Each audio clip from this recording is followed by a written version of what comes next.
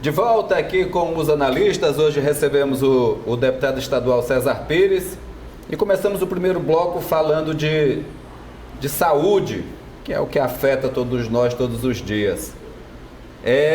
Em relação a esse governo federal que se instala, deputado, será que podemos esperar alguma ação que venha a, pelo menos, diminuir esse sofrimento?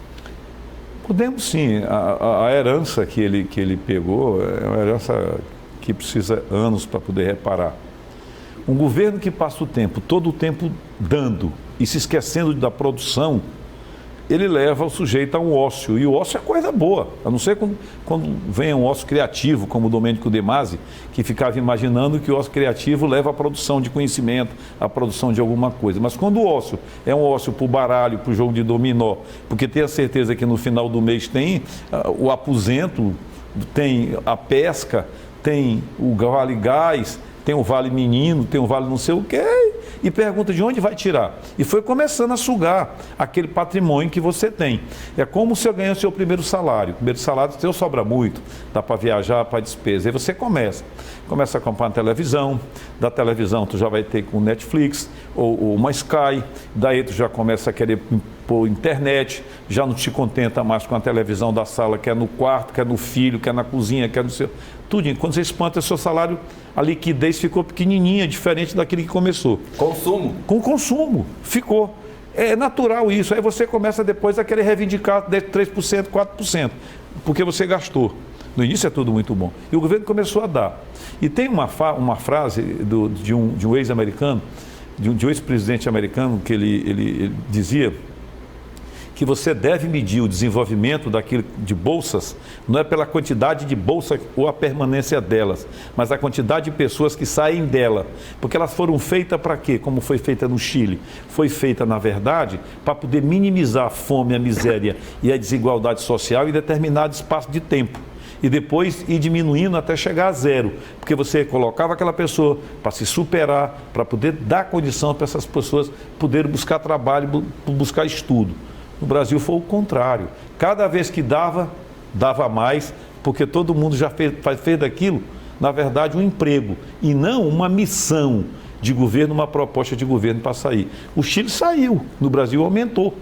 E passou a ser negócio, passou a ser embutido dentro do processo de vida. O senhor é contra o Bolsa Família, deputado? Não, eu não sou contra o Bolsa Família, eu sou contra a permanência eterna do Bolsa Família. Porque ela foi criada lá atrás com o Fernando Henrique, como foi copiado do Chile, para um período em que as pessoas tinham que superar aquela fome, aquela dificuldade, para poder depois criar alternativa para ele conseguir a cidadania pelo labor.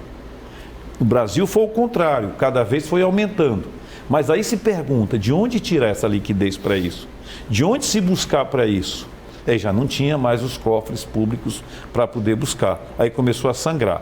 É claro que não foi só isso. Tivemos uma corrupção fortíssima em relação a isso e que eu cito sempre.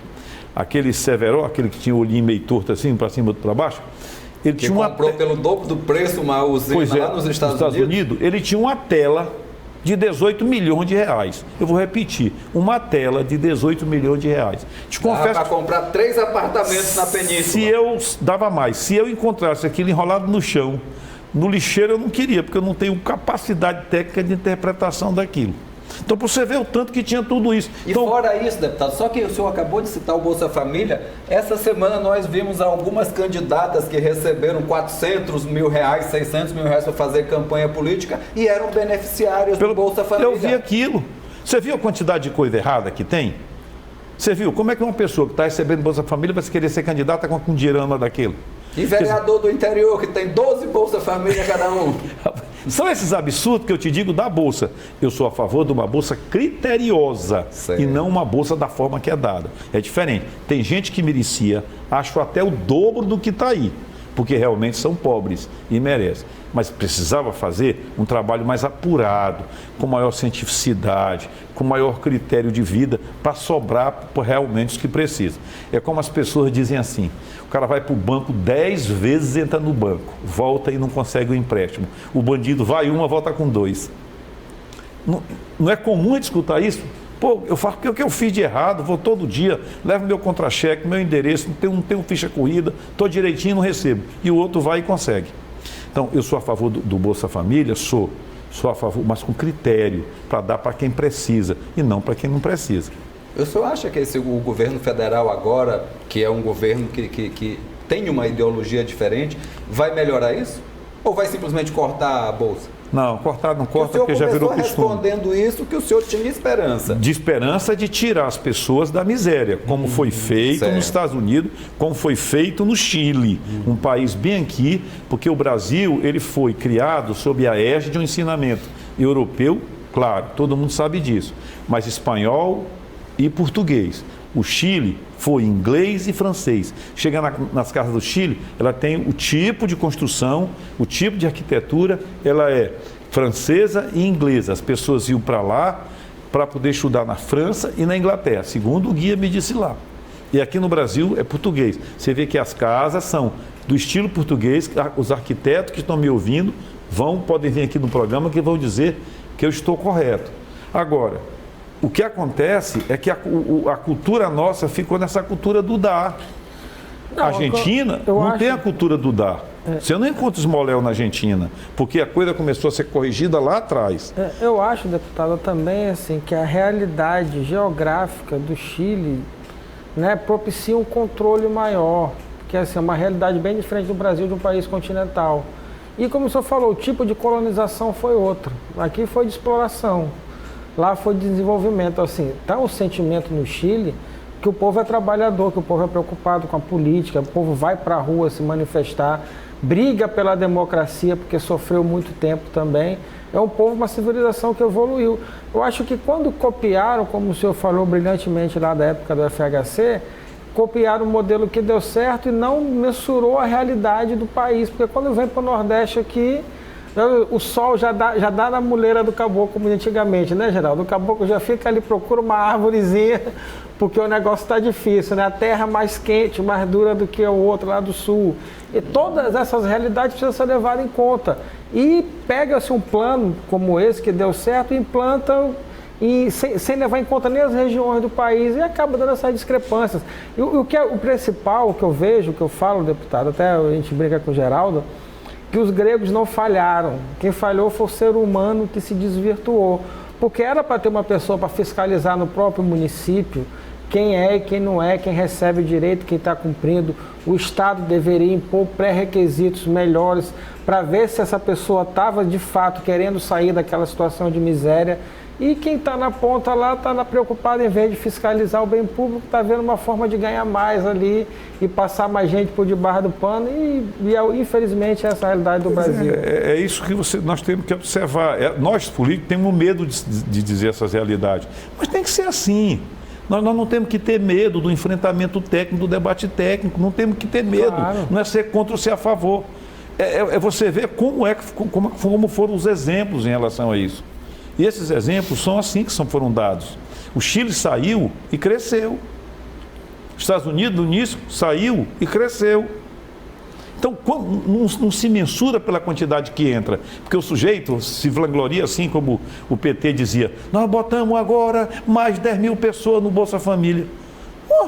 Você sabia que no Maranhão, 50% da população ganha menos do que R$406? Não sou eu não, é BGE. Não sou eu que estou dizendo isso. Você sabia que 12,5% ganha R$85 por mês?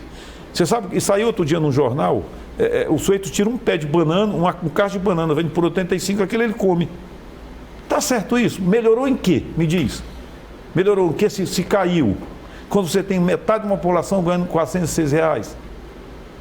Então é preciso ver que não está certo, os caminhos não estão certos. Agora, remete-se à história, remete-se ao passado, como se nós estivéssemos defendendo uma matéria de doutoramento. Não, nós temos uma realidade. Como nós vamos enfrentar essa realidade e corrigir? Como é que nós vamos fazer? Aqui, diz assim, nós melhoramos a educação. Tá. O Maranhão tem, segundo o IBGE também, 38% de analfabetos funcionais. 38% de analfabetos funcionais. Não deu o que estou dizendo, não. O IBGE está dizendo.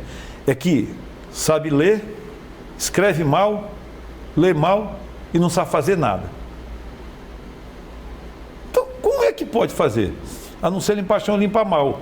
É o que diz isso. Então, como você vai corrigir? Tem que criar instrumentos para poder corrigir isso. Aí sim eu dizia, não, o Maranhão quer crescer em relação a isso. Esses debates com mais cientificidade, né, você chegar numa tribuna e dizer assim, o governo passado tinha 30% disso, tinha 10%. Quando tu procura o rodapé, não tem rodapé, todo mundo é herói. Eu vou lhe dizer assim, ao longo, vou lhe citar alguns casos assim, que a gente tem conhecimento. Por exemplo, o governo Zé Reinaldo, enquanto governador, implantou em todos os municípios o ensino médio. Alugava prédio deu um jeito lá e implantou, construiu algumas escolas, é verdade. Houve avanços também no governo Rosiano, né, na questão da educação. A gente viu escolas sendo reformadas, uma tentativa de implantar, né, a escola em tempo integral e também agora o governo Flávio Dino com escola digna. Você acha que esses programas ali, de fato, contribuem para isso, ajudaram, amenizam? E o que precisa ser mais feito além disso? Tá, vamos analisar isso. Você tem uma relação dentro de uma escola, qualquer ambiente físico. Eu nunca vi dizer na minha vida que nenhuma revolução educacional foi feita com a escola. E no programa depois pode vir aqui dizer o contrário. Quem que revolucionou? Vygotsky, lá para o lado da cortina de ferro. Piaget, para o lado europeu.